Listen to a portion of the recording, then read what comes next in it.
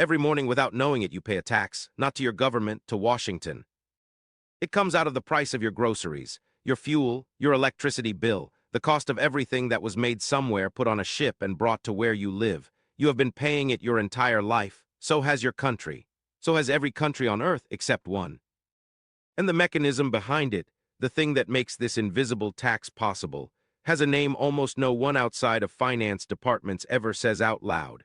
It is called the petrodollar, and understanding it takes about 10 minutes. Not understanding it takes a lifetime of confusion about why the world works the way it does. Let us go back to 1971, August 15th.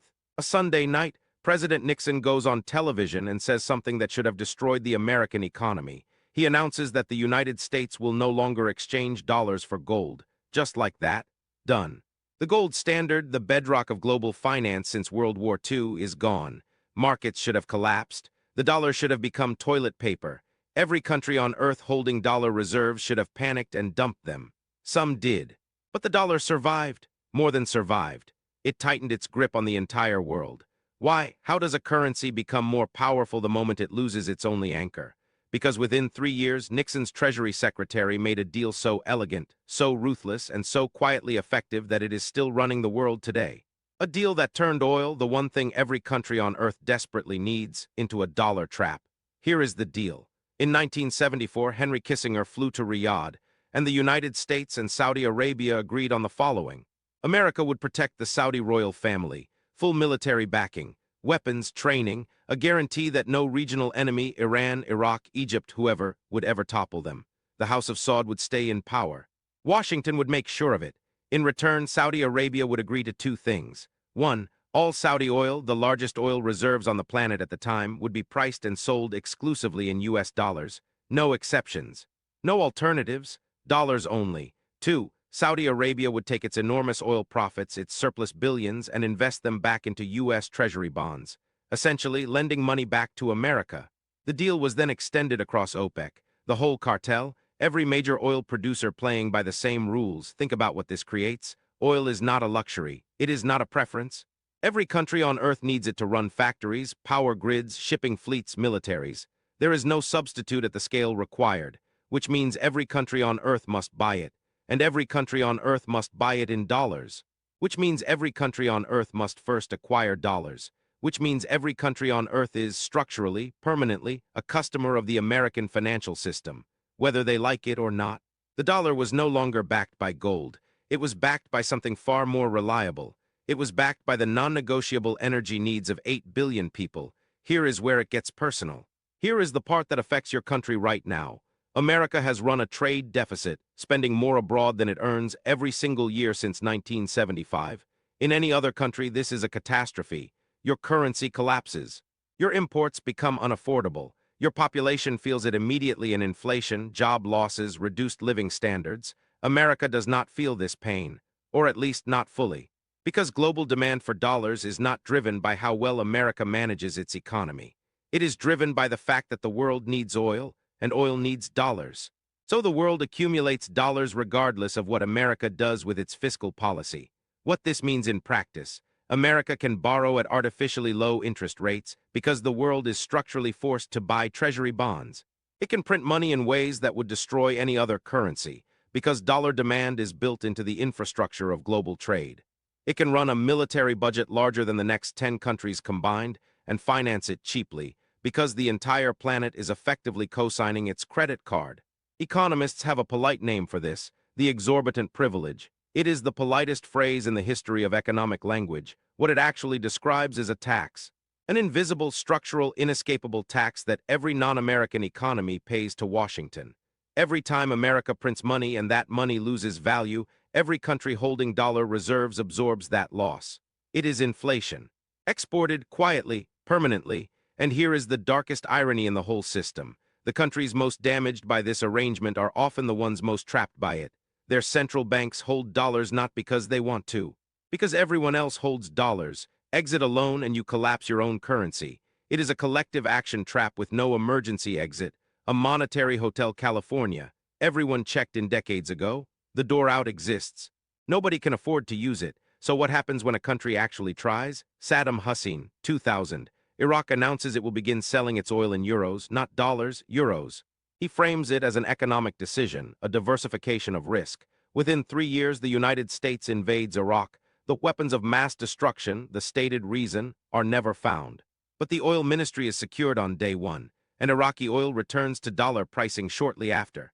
Muammar Gaddafi, 2009. Libya begins lobbying African nations to create a gold-backed Pan-African currency, the gold dinar, specifically for settling oil trades, a currency that would root around the dollar entirely.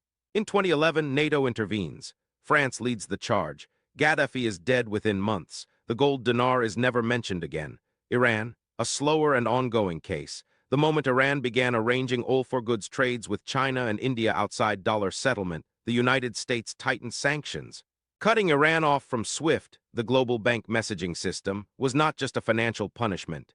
It was a demonstration that the infrastructure of global money is an American asset, and using it is a privilege, not a right. Now, a serious and necessary caveat. These situations are genuinely complex. Iraq had many enemies and many problems. Gaddafi was a destabilizing regional force by almost any measure. Iran's nuclear program was a real concern to real people. Geopolitics never reduces to a single cause. Anyone who tells you otherwise is selling something. But the pattern is there. And in geopolitics, patterns are not coincidences. Countries that threaten dollar oil pricing have spectacularly bad luck with American foreign policy. Countries that cooperate have Washington look the other way on matters it would otherwise call human rights violations. The Gulf states. Democratic? No. Free press? Absolutely not. Dissidents imprisoned, journalists killed. But the oil flows in dollars, the arms sales continue, and the security guarantees hold firm. The relationship has always been transactional. The only unusual thing is how rarely anyone admits it publicly.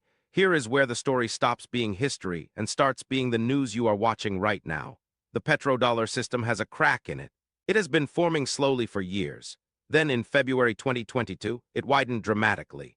When the West froze $300 billion of Russian central bank reserves following the Ukraine invasion, every non-Western finance minister on earth drew the same quiet conclusion. If you hold your national savings in US dollars, Washington can seize them. The mechanism that was supposed to make dollars trustworthy, their neutrality, their universality, their status above politics, had just been abandoned. Visibly, on purpose, the dollar had been weaponized before against smaller countries, but Russia is the world's largest nuclear power and a top 5 economy. If it could happen to Russia's central bank, it could happen to anyone's. China had already seen this coming. For a decade, Beijing had been quietly building an alternative, yuan-denominated oil futures contracts, launched in Shanghai in 2018. Bilateral currency swap agreements with dozens of countries. A parallel SWIFT system. A digital yuan designed explicitly for cross-border settlement that bypasses American infrastructure entirely.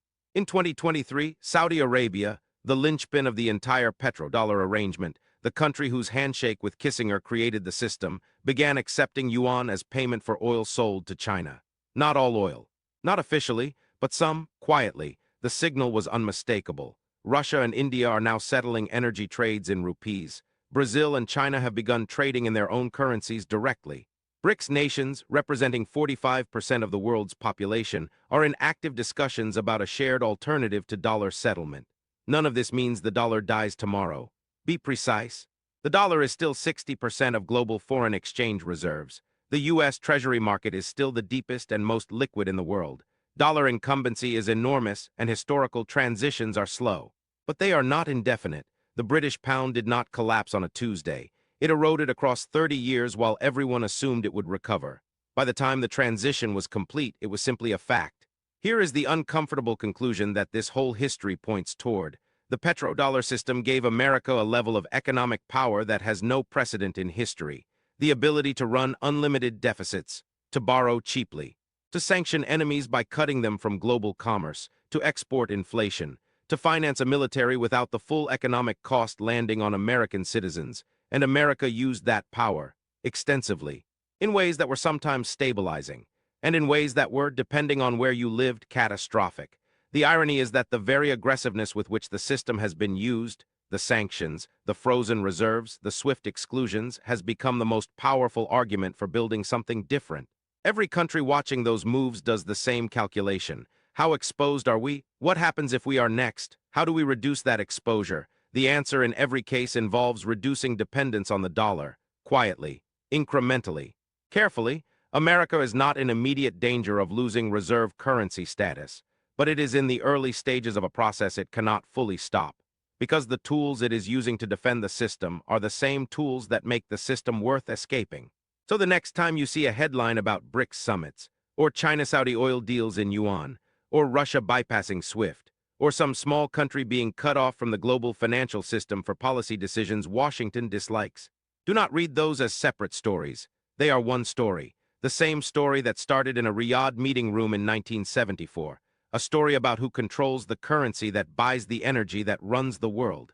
And what happens when the countries on the losing end of that arrangement finally decide the arrangement has to change. The petrodollar is not just a finance story. It is not just an oil story. It is the operating system underneath everything you think you understand about geopolitics, and now you know it is there, which means you can never not see it.